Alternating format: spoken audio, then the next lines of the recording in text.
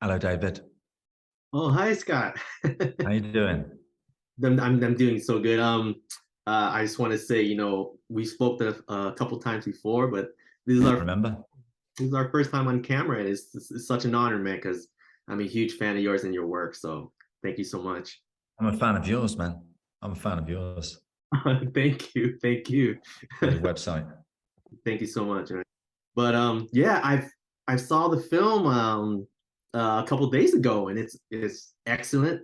Definitely lived up to expectations. So congrats Good. on the film. And I just want to ask you, like, before when the film got greenlit, like what was your game plan to make this, bigger and better than the original? My game plan was to get more time and more money, and I failed. So we had to do better than before with the same amount of shooting days and budget. But no, I wanted to lean more into the comedy for sure. And so the first film, obviously, there's the revenge aspect, and he's brooding about his ex-girlfriend being murdered. And so that took it a little bit dark. But I wish that film was a bit more funny and lighthearted in more places. And so for this one, that's definitely the way I wanted to go. And the new directors, the Kobe brothers, they definitely wanted to take it that way. And they were a perfect fit for this because, number one, they're English. Number two, they understand the action because they're from the world of stunts. They're very visual directors. They've got that visual flair. And they wanted to up the amount of comedy. And they've got a real good like grounding in visual effects as well, which really helps. Oh wow, that's awesome. And I also read that I think George Kirby he was one of the stunt doubles on Doctor Strange, and of Yeah, course, that's how we met. yeah, of course you were on it, so that's probably how you guys connected, right? From Doctor Strange. Absolutely, yeah. I don't know, maybe I knew before that. I don't think I did. But then I was watching their YouTube stuff as well. But yeah, that's how we met, I think, yeah. That's awesome. But I do want to point out, like, this film, like, it has like one of the best camera work as far as action I've seen in a long Yeah. time because Oh, like nice one, mate. Because you watch it all, don't you? Come on, you watch yeah. it all. Yeah. And I mean the flow of the camera, like it clearly, give you, you can see like all the awesome choreography that you guys come up with. So thank God for no shaky cam, thank God. Well, you're not going to get shaky cam in any of my films anyway, Yeah. because I wouldn't allow it. But unless it's like a big budget one, I've just got to do as I'm told. But that's what's so perfect about the Curb is because they're great directors without the action. They know how to make a nice, slick looking movie. And they were great with the scripts, like structural notes and things like that. But then with the action, I can just sit back and relax and know that I'm in good hands because we're thinking on the same page. There's no discussion. There's no argument. It's like, oh, do this, do that. Oh, perfect. Yeah. I didn't even need to say anything. He just, George sometimes would be operating the camera as well. Just gets it.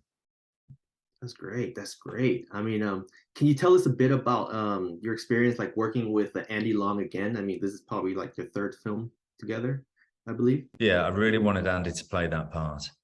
And I basically begged him. I didn't need to, but I begged him anyway, just to make sure. And yeah, Tim Mann was the choreographer. He can do it. He's doing something else. So we all sort of mucked in together. But Andy specifically choreographed and arrange the angles for the fight scene that I have with him, and also the fight scene that Sarah has with Peter Lee Thomas. And he's just fantastic, isn't he? I mean, he's one of the best in the business, and as a screen performer, perfect. He did a short film, cyberpunk type thing, and he had the silver hair. I was like, I want the silver hair for this character. He's like, oh man, when I did that before, my hair fell out. I'm like, yeah, but please. Yeah, he does look the part. It looks so cool, man. Like Cool. with his ninja outfit and everything. So that's really cool. Yeah.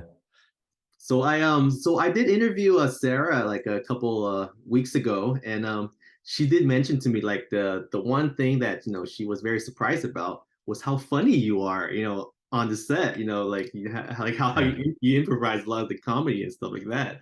So can you tell me a bit about where working with Sarah? Well, she's brilliant in the film, and that was the hardest part to cast because we kind of weren't sure what the character should be. We were umming and ahhing about some stuff, and I wanted it to be specifically like I wanted it to be a Hong Kong character. So you got to get a certain look from a certain part of the world, but with the accent as well, hard to find, and to be a girl that's a great martial artist and can act. All those things, difficult to find all of it. We were struggling for a while. Mike Leader, thank you, put me on to Sarah Chang, and she's fantastic in the film. And yeah, we were doing some like improv in when we could. She's pretty funny. She's pretty funny, but you know, we'd have the camera over the shoulder, and I'd just throw out some lines like, "Try say this," and then I'll say this, and then you say that, and then the directors are over there, and it's like, if I say this, you say that, and then we'll see if it makes them laugh, and you know, things like that. And we got some moments from just playing around, but to be honest, we don't have enough time to really like milk out the improv or anything like that. Right. But my when I worked with Sacha Baron Cohen on the Brothers Grimsby, that opened my eyes to how they do these comedy scenes. There was a whole scene that I had with him that was cut out of the movie, but the experience of doing it stuck with me. Cool. But like, you know, it definitely show how much fun you're having on screen, you know. So I bet like filming this movie, you know, personally was a really fun experience for you, huh? It was fun. I mean, the fights are never that fun, to be honest. I love-hate relationship. Like, I love the finished product. I mean, even like the doing of it, because it hurts. But then even when you see the playback and it works, you get all like excited and jazzed up. And then, but it's, yeah, I'll wake up in the morning and it's the day of a fight scene, and I just, this is gonna suck. It's that sort of feeling. Yeah, I need to embrace the suck more. Well, I do embrace it, but I have high expectations of myself, you see, so it's never going to be comfortable. Right. I could phone it in and get a stunt double to do loads if I wanted, couldn't I? Mm-hmm. I won't, and that's why it's not necessarily enjoyable. But you're Scott Adkins, you know. And exactly, man. I'm Scott Adkins. I've got to do it myself. But you know, everything really paid off because, you know, the fights in this movie is insane and everything looks so great. It's full-on martial arts film, isn't it? I wanted it to be like an 80s, 90s Hong Kong action film with English lad, schoolboy humor, sensibility. Right. Definitely have that feel for sure. So Sarah, you know, she was talking about how her character was a descendant of Wang Fei Hong. Was that your idea, or was it, you know? That was my idea, and it was a last-minute thing as well. She had a different name. She was kind of going to be like a cutesy character, like "Hello, Mike," always smiling all the time, and I just didn't feel that it was right.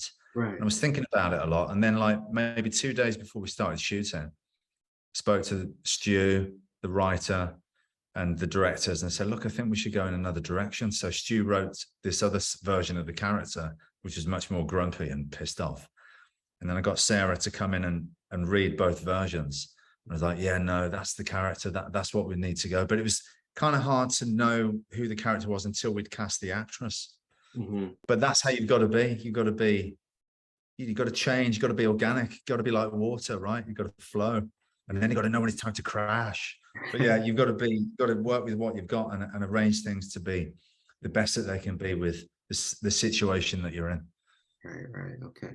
So you know, so if, you know, hopefully cross my fingers, you know, this film will be a big success, and you know, if you have the opportunity to do a third one, do you have any ideas already, you know, going in, you know, in your head about the third one? Some little ideas, nothing major. No decisions made yet. Just got to see if we get a green light, and then I'll really put my thinking cap on.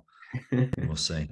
Yeah, it's going to be kind of tough, you know, to think of, you know, more, you know, ways of, you know, killing people accidentally, you know, all those unique ways. Yeah, well, I've been after the assassins, and now the assassins have been after me. So we've done that to come up with something else. There's some interesting stuff in the comic book series that I might like to explore, but anyway, we'll see what happens. Yeah, because spread the word, man, because it's a good, you know, good martial arts film. It's a bit of a throwback as well. You don't get films like this anymore. All the CGI comic book movie, like, you know, the superhero stuff where it's all CGI. This is the stuff we want. Come on. This is More of definitely this. for sure, for sure. And what I love about this franchise is like, you know, the great ensemble cast that you always get, like all these great, you know, martial arts actors that you bring on board. Well, we had a lot of names in the first one, you know, like Michael Jai White and Ray Park, and Amy as well. Dan Kramer. Yeah, and Amy was, well, she was coming up at the time, but because of COVID and everything and budgetary, I made a decision to find the up and comers that were right for the role, rather than, oh, let's get a name. So I just wanted the people that were best for the part, because, you know, we already had Ray Stevenson with me, and it was a sequel, so it's not like we had to get any other big names in there. So it's important to get the right person for the character. Cool. All right. So Accident Man, Hitman's Holiday. So it hits theaters and on demand October 14th. And, you know, I really can't wait, you know, for everyone else to see, you know, what I just saw a couple of days ago. And, you know, action fans will now. Did you laugh? I know the action's good, but did you laugh?